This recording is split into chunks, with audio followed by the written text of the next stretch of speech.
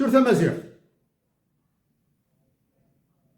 À ceux qui nous bassinent avec moi, à ceux qui sont joints au concert de dénonciation contre ce monsieur qui a dit que Tamazight n'existe pas, etc., etc., etc. En particulier les gars du Congrès mondial Amazigh. Que pensez-vous de la dotation de l'Algérie d'un hymne national bilingue? Je vous le dis que l'enseignement de Tamazight en Algérie est une catastrophe. Okay? Je vous dis que l'enseignement de Tamazight dans les cycles de l'enseignement supérieur en médecine, en économie, en mathématiques est indispensable. Parce que nous gagnerons. Parce que je vous dis que l'hymne national bilingue en Tamazight et arabe permettra aux analphabètes d'apprendre par la voix au moins l'hymne national en Tamazight.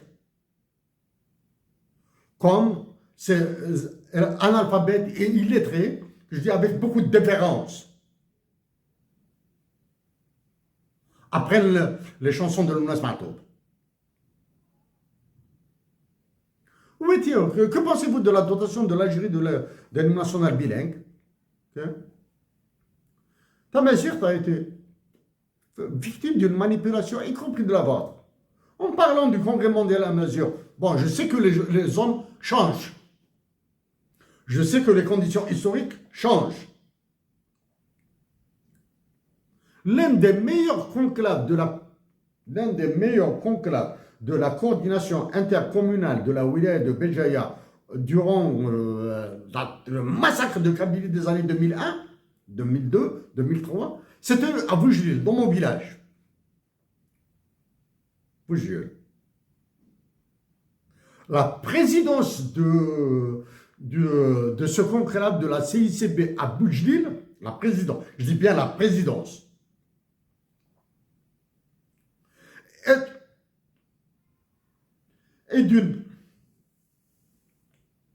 a été somptueuse, extraordinaire,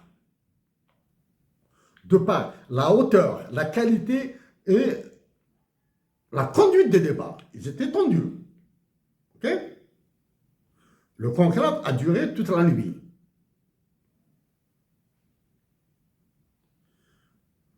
Les deux personnes qui ont présidé le conclave à Boujlil, de la CICB à Boujlil, dans mon village. C'était immense. Ils ont été majestueux. Ils ont été magistraux. Okay? Il y a des anecdotes de blagues et il y a d'autres événements qui m'ont été rapportés après. Par exemple, Mazir, ce qu'il m'a dit, Mazir est vivant. Bon, c'est un pseudo, hein. Mais vous, du Congrès mondial Amazigh, à l'époque, il y avait un certain Belkacem comme président, secrétaire général, etc.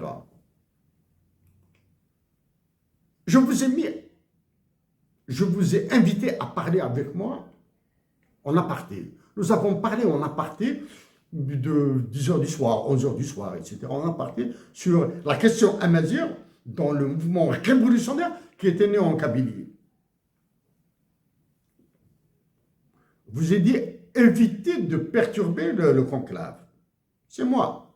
Ah, on ne m'a pas raconté. J'éviterai de raconter ce qui s'est passé depuis 2011 sur Tamazight. Hein? Okay. Ah, Kamal Daoud. J'ai le défaut de lire des livres.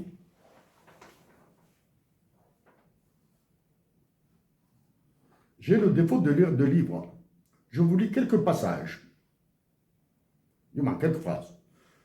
Extraites du livre Une histoire de la guerre du 19e siècle à nos jours. Ouvrage collectif en anglais, écrit sous la direction de Bruno Cabane et traduit vers le français. Bruno Cabane est un Français, professeur d'histoire aux États-Unis d'Amérique et non pas en France.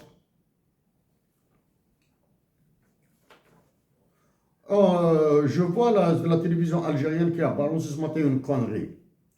L'Allemagne, la France s'est inspirée de l'Allemagne. C'est l'Allemagne qui s'est inspirée de la France dans ce qu'elle a fait en Algérie.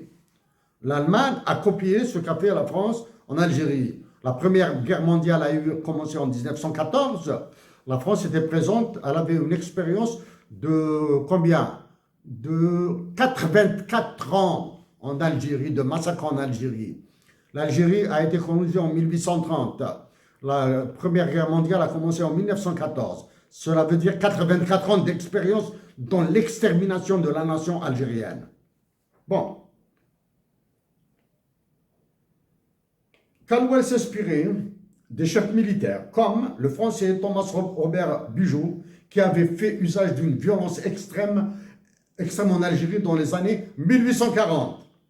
C'est à la page 191. Chapitre la guerre moderne et les mythes de l'impérialisme britannique.